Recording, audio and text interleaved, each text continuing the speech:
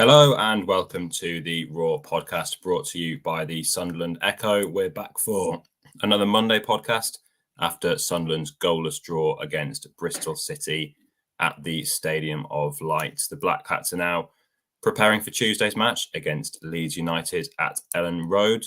My name is Joe Nicholson and I'm joined by my fellow Sunderland writer at the Echo, Phil Smith.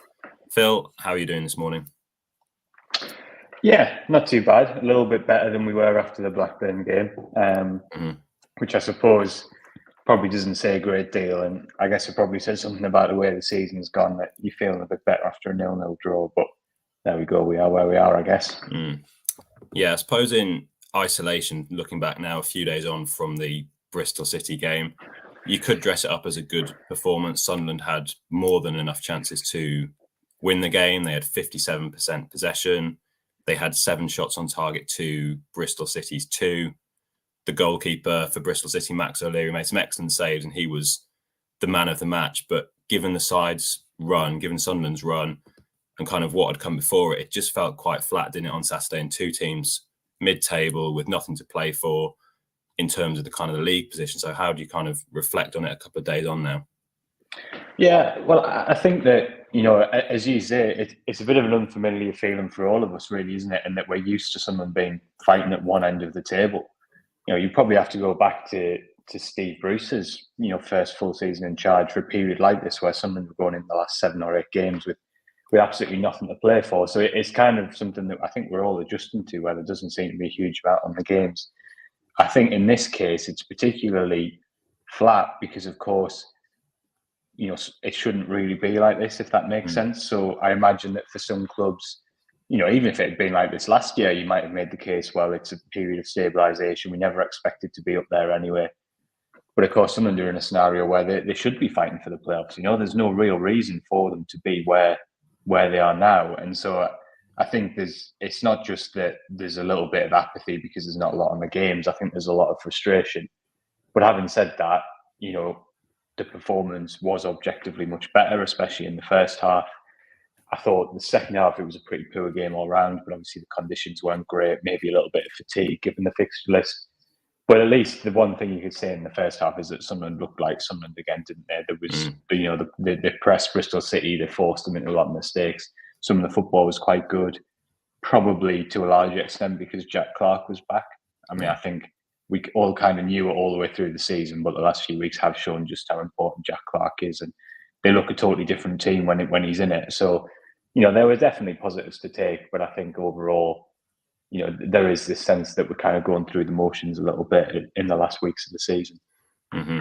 Yeah, I was going to say it's kind of an obvious thing to say, but having Jack Clarke back in the side, it does give them such a big lift. Just his kind of directness, the way he can draw opposition players to the ball and just create space for others. So I think it was a big boost to have him back. Obviously, he's probably still not quite at his best yet, understandably so, because he's just come back from an ankle injury, but just to have him back. And I think when Roberts gets up to speed as well, you can see that they're a much different kind of attacking outfit compared to what they were in kind of the last few weeks.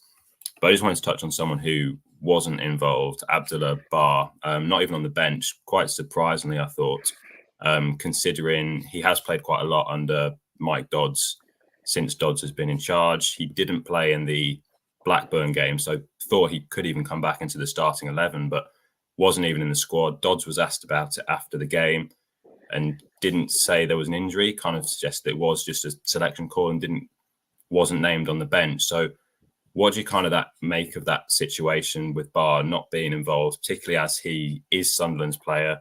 You've got Mason Burstow on the bench, who's probably going to go back to Chelsea in the summer. You've got Bradley Dack, who we're not sure if he's going to get offered another deal. So what do you kind of make of Barr's situation and what Dodds said after the game? Yeah, you made a really good point there. And it's someone who Dodds has used quite a bit. So it's kind of come from nowhere a little bit in terms of not even getting on the pitch against Blackburn, not being in the squad.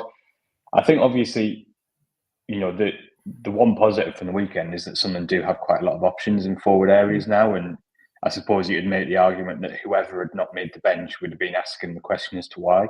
So if it had been Mundell who'd not been on the bench, you would have said, well, why is Mundell not in January signing? So I can kind of, there was always going to be somebody who had to drop out, but I was surprised it was Barr. I do think that Bar's a bit of a frustration for me, not him personally, just generally how his season's gone, because I actually felt that in the first few months of the season, I felt like he was finding a bit of stability. The coaching staff, Tony Mowbray, had obviously decided that they wanted to try and play him as a winger this season rather than as a 10, which I think is probably Bar's preference, but we've not really seen him be consistent in that position, to be fair, since he came to Sunderland. And I thought he was doing pretty well. If I think back to that win at QPR, where he scored that fantastic volley, he was doing really well. And actually, when Patrick Roberts got injured, something that we all thought would have a huge impact on the team, Bar kind of did all right. But then obviously what happens is, and we've seen it so many times over the years, when a new head coach comes in, everyone kind of has to start again. And I felt like we fell back into that pattern with Bar, where all of a sudden he's playing loads of different positions. He's playing off the left, he's playing as a 10, he's like playing in midfield. And I just felt he lost loads of momentum. And ultimately, like, it's probably a while since we could say like Bar's had a really strong performance. And so in that sense, you can't say it's like a decision that's totally shocking that he's not in the squad. It's not as if he's been sort of knocking the door down at start, but I do feel like it's a source of frustration for me that his season's really, really ebbed away, I think. But I only put part of that down to Bar. Obviously, players are always accountable for their performance, but I do think it kind of sums up what can happen when you kind of have a period of turbulence and the players lose stability, they lose momentum. I do agree with your basic point. I'm not sure at this stage of the season what the value of having players who aren't going to be here next year in the squad, particularly if they're not coming off the bench. If you bring in them on at 0-0 with 15 minutes to go, then you can kind of see the logic, because you're obviously going to impact the game. But when you've got players who probably aren't going to be here next year, not even getting off the bench, that is quite hard to work out. So I thought it was a really strange one, to be fair. The one thing, as we've said now, is that there are a lot of options in the wide positions, and there's a lot of us kind of saying we'd like to see Tommy Watson get in the squad as well. So I suppose you have to be fair and say, well, if that's the case, someone's going to have to miss out, aren't they? But yeah, it's going to be interesting to watch that develop over the next few weeks. Dodds' comment suggested that he would be back in the squad. It's not as if there's been some major issue or whatever. But yeah, an unusual one. I think you probably Bar's one of a few players who the season's kind of fizzled away, hasn't it? And ultimately that's down to the players. But I think also it sums up the fact that something's been a bit dysfunctional, I think, for a few months, and players do tend to be impacted by that. And I think it's probably a bit of a classic example of that.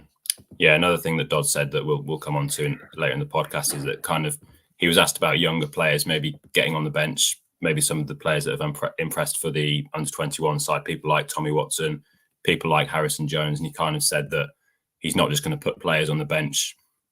He kind of wants to put out the strongest team, basically, is kind of what he said for the remaining few games. And definitely after losing 5-1 against Blackburn, that wasn't the opportunity to bring in some young players with very limited first-team experience. But as you said, there are a few options now on the bench. I suppose probably the surprising one for supporters is Burstow, considering, as you said, he didn't get onto the pitch, and it seems highly unlikely that he's going to be at Sunderland next season, even though they did try and sign him permanently last summer. But someone who was on the bench, it was good to see him back, was Adji Elise, who came on in the second half at left back. And as you and James were kind of talking about in the on the whistle video after the game, Sunderland haven't really addressed that left back issue with injuries to Sirkin and Elise this season. Leo Yelder has come in, and I don't want to kind of overly criticise him because he has said his favourite position is centre back, but just hasn't quite lived up to the level that, say, Elise or Sirkin have been in the team. So big boost, wasn't it, to see Elise come on, and hopefully he can now get a run of games and get a good pre-season behind him going into next season. I think it's definitely been a big factor this season, that left-back position. Obviously, the one we've talked most about is the striker, which has definitely been the biggest issue this season. Probably the one we've talked about second most is midfield in the absence of Corey Evans, and that's probably been the second biggest issue. Left-back has definitely been, up there. It's been a problem position all season, I think. Probably the player who best stepped into that role was Trey Hume, but I know that was something that the coaching staff also kind of agonised over, because although he would do a job for you, they felt the team was losing a lot from him not being on his favourite side. And we have seen that in recent weeks when he's been much better in that role. So I think it's been a huge issue. And I think that, it was the January one was a difficult one, wasn't it? Because you're looking to recruit players, but also mindful that if Elise and Sirkin can get back fit and stay fit, they're going to be your two kind of first choice options, and you don't want to kind of overload the squad. And we've probably seen that with both Styles and Yelder, who are players who can play left back, but definitely aren't, left back first and foremost. And I think that's just been reflective in their performances. That's not a criticism of them. As you say, Yelder was very clear to you, wasn't he, when you spoke to him, that he saw himself as a centre back first. Yeah. Styles is more of a midfielder who can definitely play at left wing back, but I'm not sure he's played left of a back four much at all in his career, and we've probably seen that at times. So I think it's been a big issue throughout the season. If Serkin and Elise are both fit next year, then it makes a massive difference to this team because of, first and foremost, what they bring in the final third. They're both very, very good at overlapping, at getting into good areas. Defensively, they're strong. And they also bring a lot of flexibility because, as we know, both of them are very, very good playing on the left of a back three. So whoever, the head coach is next year, if he's got those guys fit, there's every chance both of them could play in the same team at times. And I think that brings so much energy and athleticism to the Sunderland team. So that's a huge one. And, we're just touching wood, aren't we, that, a break in the summer and then maybe a full pre-season and these two players could be back to where we've seen them at times, because Sunderland are a different prospect when both of them are available and one of them's playing at left back, I think. Mm. Yeah, it has obviously been a very challenging season for Elise. I think he's only played 3 championship games this season, including the one against Bristol City. Obviously, he had the kind of a recurrence of his quad injury it was at the end of last season after coming back in the playoff game against Luton, had surgery on that, and then had another kind of reoccurrence of that in January. So it's been a really tough season for him. So it was just good to see him back out there. And he didn't look out of place when he came on. I thought he was impressive when he did come on and looked really solid at left back. And it'll be interesting now to see if he does come into the starting 11 against Leeds on Tuesday, because as we said, when he comes back into the side, I think it does make them a lot stronger. And it's going to be a very, I'd say, highly charged atmosphere at Ellen Road going there on Tuesday. They're obviously still in the race for automatic promotion. They were beaten 2-1 by Coventry on Saturday, Leeds, and missed the chance to go top of the table. Maybe there could even be some nerves there with them losing that game against Coventry. Sunderland could go there and it could be maybe a nervy atmosphere. But what kind of chances do you give Sunderland going there against what is, let's be honest, on paper, a very strong Leeds side for a championship team? Probably not a huge chance at the moment, if I'm honest. But then they did beat them in December, didn't they? At the stadium. They did beat. I think their home form this season has been exceptional, hasn't it? And I think even their recent they've sort of had a little bump in the road, but that's mainly been away, hasn't it? So their home form over the course of the season has been exceptional, really. And I do think, for all that, I know it's easy to sort of say that, it was off the back of a few poor results when they beat Leeds earlier in the season, and Mowbray just gone, and obviously there was some uncertainty. Personally, I think the team was in a lot stronger position then than it was now. I know, obviously, as we talked about earlier, we've got Clark and Roberts back, but as you rightly said, Roberts definitely isn't fully back up to speed. We've seen that this week. Clark, thankfully, is so good that even when he's not fully up to speed, he still makes an impact, but he's not probably where he was, 2 months ago, 3 months ago.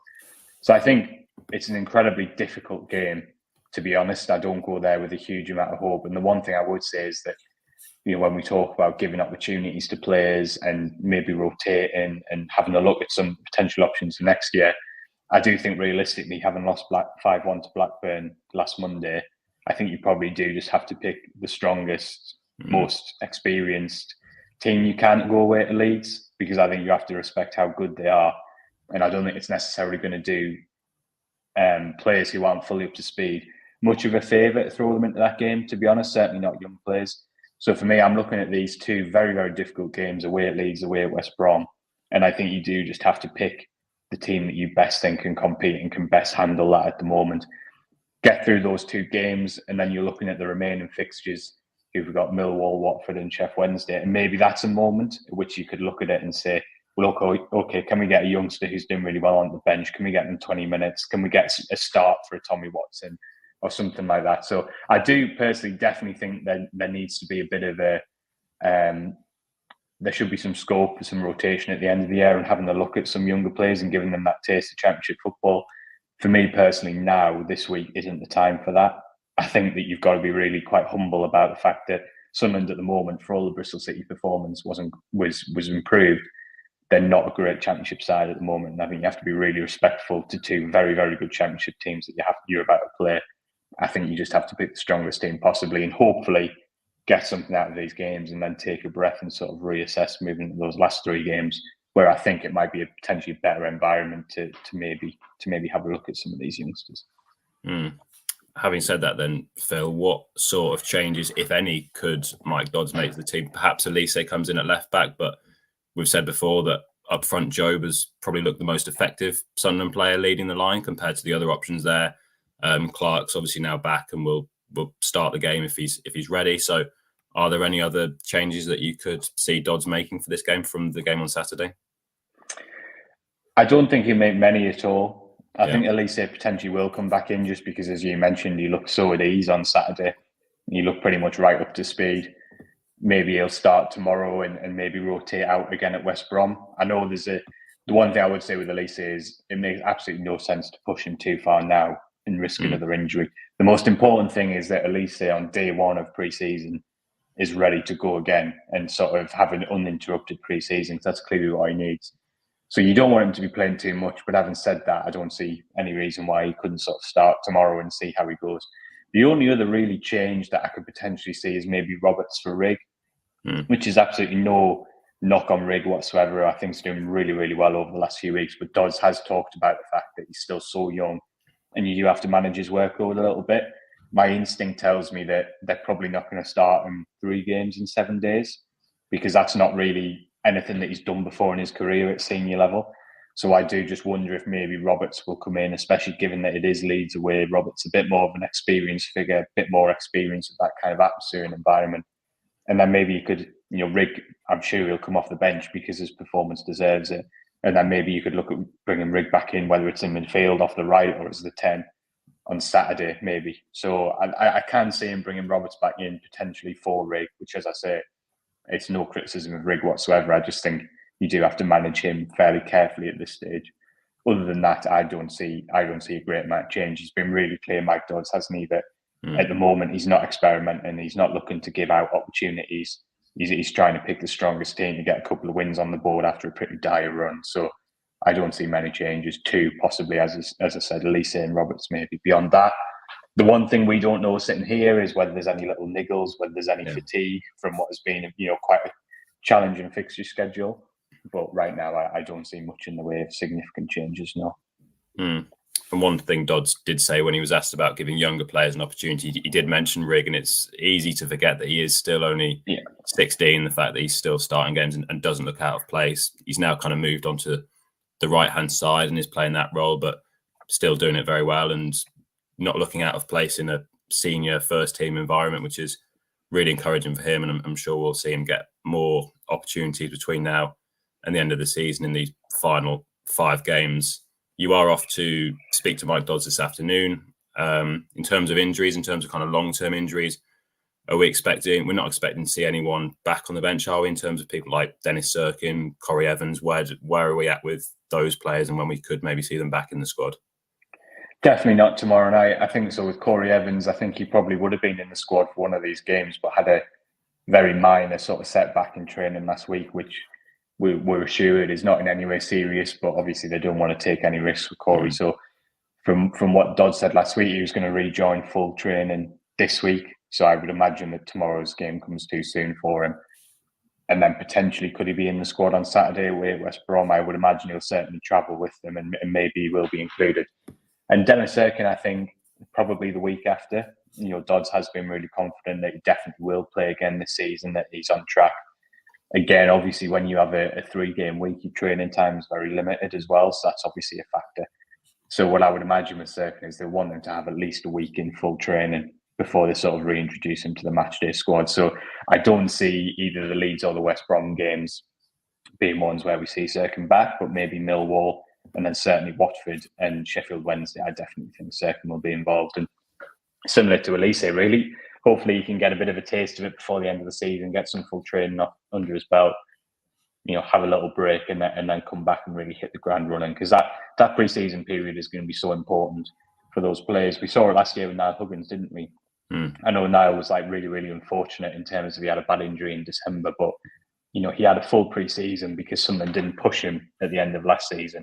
And that was what really was sort of the groundwork for the brilliant first half of the campaign that he had. And it's going to be the same with Elise and Sirkin. You don't want to be taking any major risks with these players, because the most important thing is that they can have a full pre-season, because that's where you build that resilience really in your body. So yeah, I definitely think we'll see Sirkin, but I think we're probably at least a week, maybe 2 weeks away.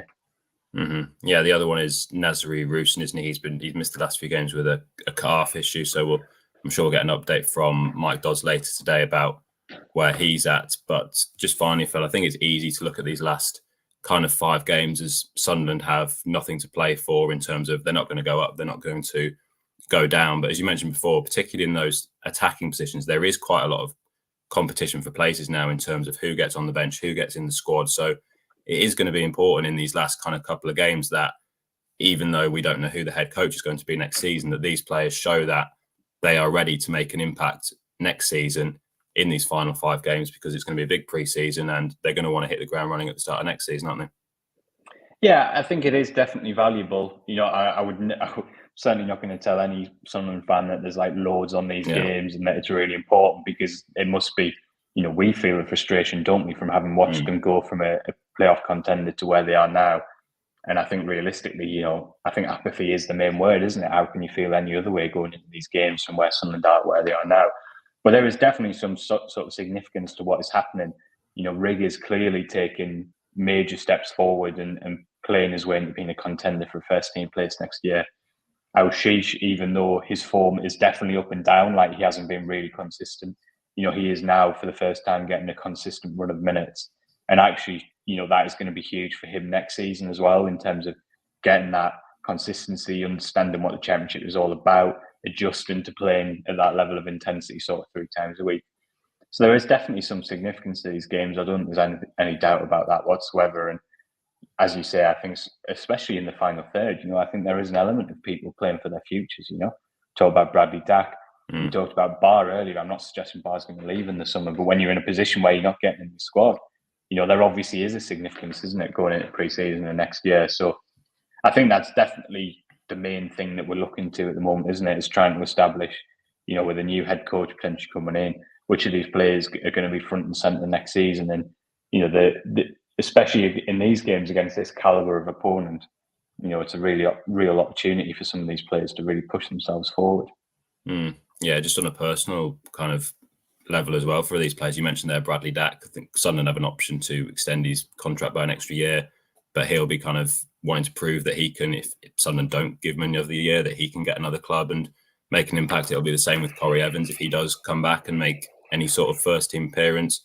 Callum Stiles is another one who Sunderland have only signed him on an initial loan deal. They've got the option to sign him permanently, but if he gets another opportunity, he'll want to be proving a point that he can sign for Sunderland permanently. So there is still stuff to play for, even though there's obviously there's not that big thing of going for promotion as there was last season. But we'll end it there, Phil, because you've got to go and speak to Mike Dodds for his pre-match press conference this afternoon ahead of that game against Leeds.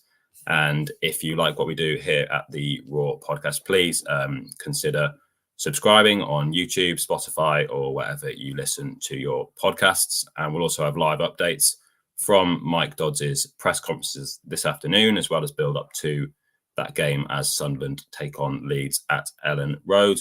Once again, thanks a lot for listening to the Raw podcast.